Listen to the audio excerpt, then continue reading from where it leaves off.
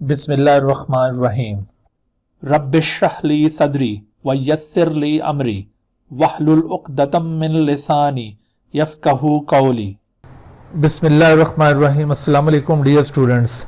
Review of important short and long question के सिलसिले की एक और वीडियो के साथ हम chapter number 11 of NBF biology 11 को डिस्कस करने जा रहे हैं। Chapter 11 digestion. इस चैप्टर से फेडरल बोर्ड के रिड्यूस सिलेबस के मुताबिक इस साल के एग्जाम में कौन कौन से टॉपिक्स को इंक्लूड किया गया और उन टॉपिक्स से कौन कौन से शॉर्ट क्वेश्चन और लॉन्ग क्वेश्चन एक्सपेक्टेड हैं, इन बातों के ऊपर हम गौर करते हैं। जी, सबसे पहले आप देखिए कि जो डाइजेशन का चैप्टर फेडरल बोर्ड के रिड्यूस सिलेबस के अंदर शो किया हुआ है, उसमें आप देख रहे हैं कि दो हेडिंग्स यहाँ पे गिवन है। एक 11.1 है डाइजेस्टिव सिस्टम ऑफ मैन और दूसरा 11.1.1 alimentary canal structural and functional detail. ठीक है, ये सारी चीज़ें हमने कवर करनी है। अब इसको बुक के अंदर हम देख लेते हैं। तो बुक में आप देखिए 11.1 डाइजेस्टिव सिस्टम ऑफ मैन। तो डाइजेस्टिव सिस्टम ऑफ मैन के सिलसिले में 11.1.1 एलिमेंट्री कैनाल, उसका स्ट्रक्चर एंड फंक्शन, ये सारा कुछ हमने कवर करना है।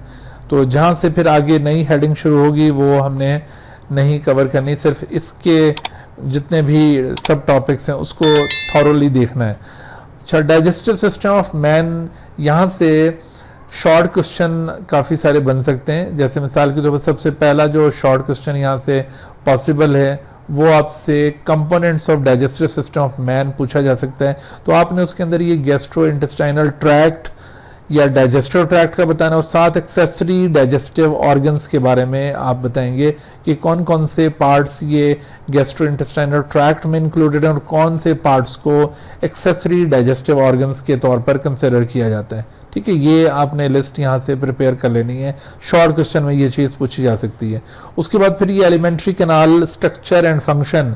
तो यहाँ पर आप देखिए, आपसे यहाँ पर सबसे पहले तो जो गैस्ट्रो इंटेस्टाइनल ट्रैक्ट है इसका साइज पूछा जा सकता है कि what is the size of gastrointestinal tract, या आपसे ये सवाल यूं जो पहले इंफॉर्मेशन दी जा चुकी है और ये इंफॉर्मेशन दोनों को मिलाकर यहाँ पे क्वेश्चन हो सकता है कि what are the parts of gastrointestinal tract and what do you know about the length of this GIT।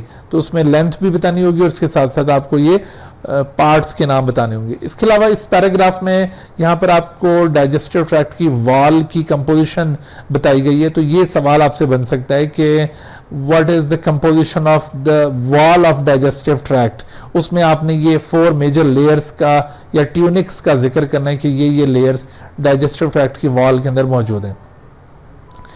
Oral cavity का जो टॉपिक यहाँ से स्टार्ट हो रहा है, तो इसमें से कई एक शॉर्ट क्वेश्चंस पूछे जाते हैं। मिसाल के तौर पर आपसे यहाँ पर ये पूछा जा सकता है कि what is the composition of the tongue. तो टंग की कंपोजिशन आप याद रखिए। फिर इसी तरह से what are the types of teeth which are present in the oral cavity. तो ये टाइप ऑफ टीथ आपको कवर होना चाहिए। फिर उससे आगे बढ़ें तो what type of digestive glands are present in the oral cavity या are associated in the oral cavity।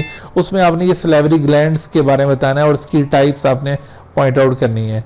यहाँ पर ये सवाल यूँ भी हो सकता है कि जैसे आपसे कहा जाए कि what are the types of the salivary gland and explain the composition of the saliva।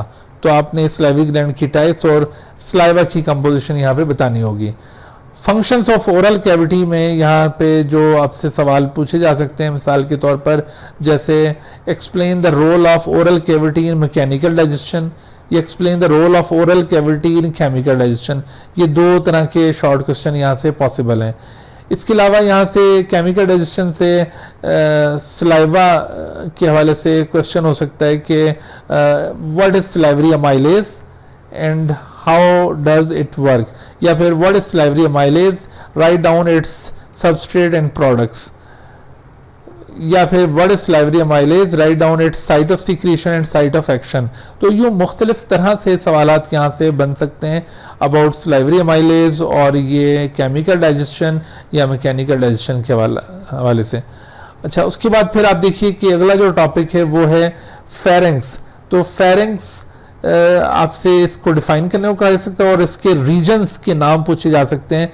तो उसमें आप देखिए फेरिंग्स, ये एक कैविटी है जो कि ओरल कैविटी के बिहाइंड प्रेजेंट है, and this pharynx part consist of 3 सब पार्ट्स, नेजोफेरिंग्स, ओरोफेरिंग्स और ये लेरिंगोफेरिंग्स यहाँ पे मौजूद है।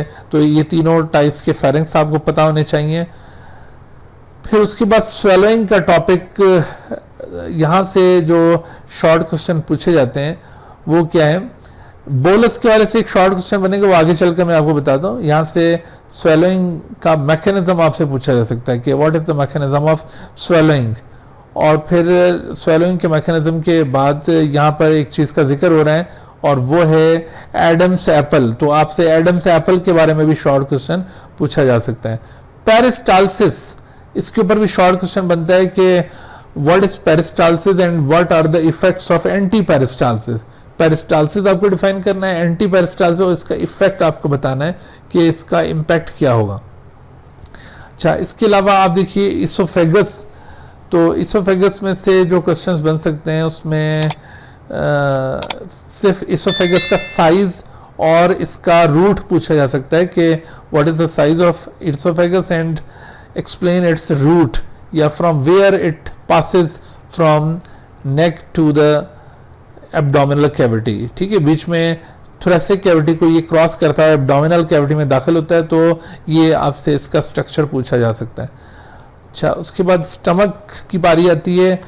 तो स्टमक ये बहुत ही अहम टॉपिक है, अगर चाहिए ओरल कैविटी भी किसी हद तक अहम था, ओरल कैविटी का स्ट्रक्चर और फंक्शन के ऊपर ये लॉन्ग क्वेश्चन बनता होता है, लेकिन इसके मुकाबले में स्टमक बहुत बहुत बहुत इंपॉर्टेंट है। आपने इस स्टमक को बहुत अच्छी तरह से प्रिपेयर करना है। तो स्टमक के हवाले से क्वेश्चन आएगा, describe the structure and function of human stomach, या फिर आप इसमें से जो शॉर्ट क्वेश्चन बनते हैं उसको अच्छी तरह से प्रिपेयर करें। मिसाल के तौर पर जैसे what is the composition of stomach wall, ये एक सवाल पूछा जाता है। फिर इसी तरह से ये जो 2 स्फिंक्टर्स लगे हुए हैं इनका आपसे रोल पूछा जा सकता है कि cardiac sphincter and pyloric sphincter, ये दोनों स्फिंक्टर्स आपसे पूछे जा सकते हैं, इनकी लोकेशन आपसे पूछी जा सकती है, और ये स्फिंक्टर क्या होते हैं, इनकी कंपोजिशन आपसे पूछी जा सकती है। तो इस तरह के क्वेश्चन ये इस हिस्से से आ सकते हैं। अच्छा, इसके अलावा आपसे स्टमक के रीजन्स के नाम पूछे जा सकते हैं, what are the regions of stomach and list its names, या फिर इसमें से आपसे देखो यहाँ पर जो इंटेस्टाइन, ये स्टमक म्यूकोजा है, स्टमक म्यूकोजा के अंदर मौजूद गैस्ट्रिक ग्लैंड्स की कंपोजिशन पूछी जा सकती है, what is the composition of gastric glands, या what type of cells are present in the gastric gland, ये शॉर्ट क्वेश्चन यहाँ से बन सकता है। अच्छा, इसके अलावा फंक्शन स्टमक में लॉन्ग क्वेश्चन अगर जब बनेगा, डिस्क्राइब स्ट्रक्चर एंड फंक्शन, तो स्ट्रक्चर आप बताएंगे और फिर ये फंक्शन ऑफ स्टमक पे आ जाएंगे। अच्छा, फंक्शन ऑफ स्टमक में से जो सवाल बनते हैं उसमें एक तो देखिए ये पेप्सिन, और पेप्सिन इनएक्टिव स्टेट में पेप्सिनोजन होता है और बाद में पेप्सिन बन जाता है, तो इसकी एक्टिवेशन आपसे पूछी जा सकती है, इसका फंक्शन आपसे पूछा जा सकता है। इसके अलावा देखो स्टमक के अंदर after the completion of digestion एक soft paste like form of food develop हो जाएगा विच इज कॉल्ड काइम, और इससे पहले अभी बोलस आपको मैंने बताया था, ओरल कैविटी के अंदर जो पार्शली डाइजेस्टेड फूड है वो बोलस कहलाता है। तो यहाँ पर एक सवाल बनता होता है differentiate between bolus and chyme, तो ये आपने केयरफुल रहना है। अच्छा, इसके अलावा देखो ये जो स्टमक के अंदर डाइजेशन एक्टिविटी परफॉर्म हो रही है उसमें डाइजेस्टिव जूस गैस्ट्रिक ग्लैंड से बरामद होता है, वो यहाँ पे पार्टिसिपेट करते हैं। तो गैस्ट्रिक ग्लैंड के इस जूस की कंपोजिशन आप बिल्कुल क्लियरली याद रखिए कि क्या इसकी कंपोजिशन है। इसके अलावा आपसे ये इंट्रिंसिक फैक्टर के बारे में पूछा जा सकता है जो कि इसी जूस का कंपोनेंट है, और इसके अलावा हाइड्रोक्लोरिक एसिड का यहाँ से अलग से शॉर्ट क्वेश्चन हो सकता है, या फिर ये जो पेप्सिन यहाँ पे पाया जाता है उसके मुतालिक क्वेश्चन हो सकता है। तो स्टमक का पार्ट ये यहाँ पर आकर कंप्लीट हो जाता है। लॉन्ग क्वेश्चन में आपने सिर्फ यहाँ तक एक्सप्लेन करना है, लेकिन ये जो आगे चीज़ें दी हुई हैं ये वैसे शॉर्ट क्वेश्चंस में ये अटेम्प्ट की जा सकती हैं। आपने बस वो जो स्टमक का लॉन्ग क्वेश्चन था वो यहाँ पे आके एंड कर देना है। यहाँ पे अब देखो नेक्स्ट टॉपिक है role of nervous system and gastrin hormone on the secretion of gastric juice, या इसको यूं भी कह सकते हैं कि रेगुलेशन ऑफ गैस्ट्रिक जूस।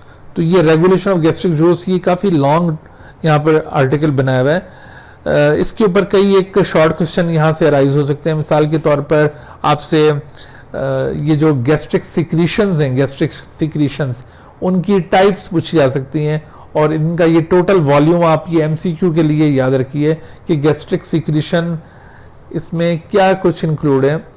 अच्छा, इसके अलावा देखो यहाँ पर रेगुलेशन ऑफ गैस्ट्रिक सिक्रीशंस में आपको यहाँ पर जो चीज़ें इन्वॉल्व हो रही हैं उनके नाम पूछे जा सकते हैं। तो hormone that regulate the stomach secretions include gastrin, secretin, gastric inhibitory polypeptide या कोलिसिस्टोकाइनिन।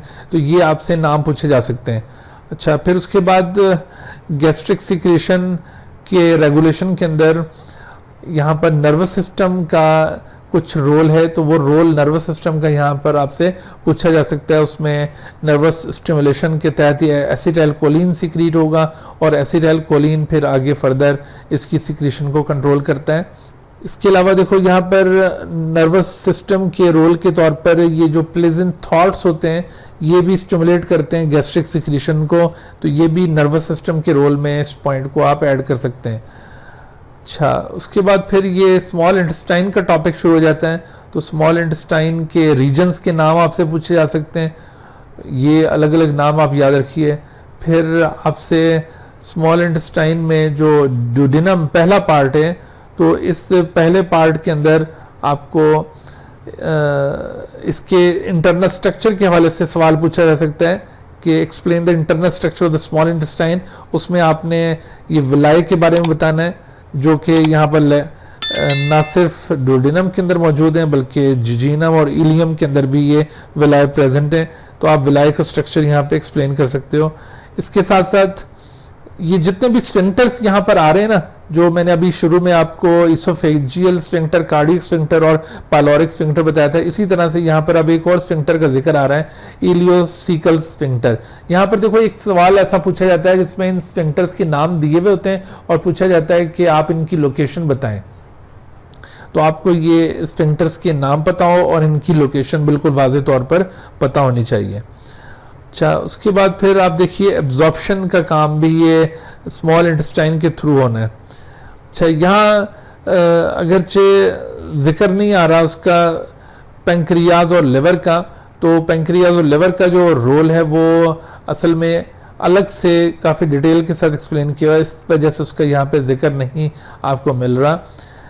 लेकिन आपने डाइजेशन के अंदर जो ये दोनों ग्लैंड्स हैं, पेंक्रियाज और लिवर, इनकी सिक्रीशन को आपने याद जरूर करना है। जैसे ये आगे जो टॉपिक दिया हुआ है इसके अंदर इस चीज़ का जिक्र आ रहा है कि डाइजेशन स्मॉल इंटेस्टाइन के अंदर 3 डिफरेंट रीजन्स में होती है। उसमें डाइजेशन इन डुओडेनम है, डाइजेशन इन जिजिनम और इलियम। तो ये देखिए ड्यूडेनम के अंदर जो डाइजेशन हो रहा है उसमें दरअसल पेंक्रियाटिक जूस इन्वॉल्व हो रहा है। तो पेंक्रियाटिक जूस की आप कंपोजिशन याद कर लीजिए, इसके ऊपर शॉर्ट क्वेश्चन बन सकता है।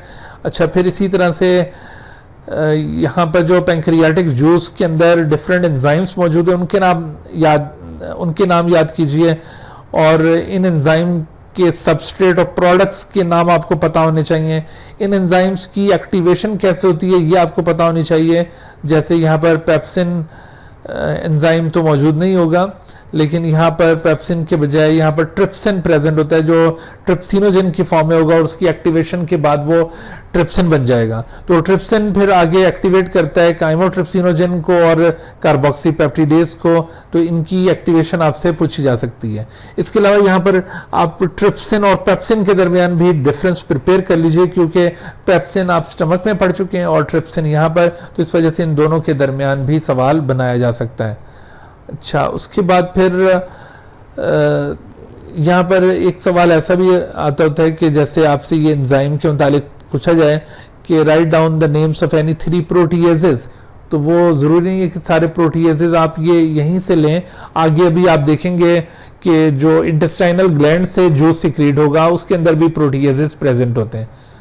तो इस तरह से ये एंजाइम के नाम ये बहुत इंपॉर्टेंट शॉर्ट क्वेश्चन में भी आते हैं, ये एमसीक्यूज में भी आ सकते हैं, इनको अच्छी तरह कवर कीजिए। अच्छा, उसके बाद फिर ये जितने भी एंजाइम कंपोनेंट्स हैं, जैसे मैंने बताया कि ये सारा कुछ यहाँ पे गिवन है। डाइजेशन इन जिजीनम और इलियम ये इकट्ठा एक्सप्लेन किया हुआ है, तो इसके अंदर आपको यहाँ पर इंटेस्टाइनल जूस का रोल मिल जाएगा। तो ये एंजाइम इंटेस्टाइनल जूस के एंजाइम्स हैं, इन एंजाइम्स की भी सबस्ट्रेट और प्रोडक्ट आपको याद रखनी होगी।